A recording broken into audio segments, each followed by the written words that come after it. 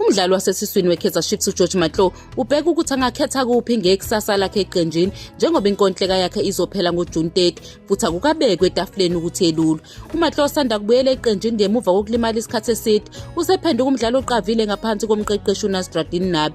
Nokho leli qembu alikabi nenqubekela phambili ezingxoxweni zokwelula inkontileka kaMahlow, okushiye lo mdlali wasesiswini ekhululekile ukuthi avume ukwenza inkontileka yokuqala nelinye iqembu. Nakuba iKaizer Chiefs ivule inketho yokwelula inkontileka kaMahlow ekupheleni kwesizini edlule, kodwa lokho kumenza ahlale semabhukwini ayo kuze kube nguJuni 30, okusho ukuthi angahamba ngesihle uma kungekho inkontileka entsha. Ngokwemibiko, uMahlow uzimisele ngokuqhubeka nokusebenzisana noNabi, kodwa akazimisele ukulinda ukuthi iqembu lithathe isinqumo ngekusasa lakhe. iChiefs isengcupheni yokulahlekelwa nguMahlow eqenjini eliyizimbangi ku-PSL elingamsayinisa nge-pre-contract bese limbhalisa ngaphandle kokukhokha imali yokushintsha kusukela ngoJulayi 1.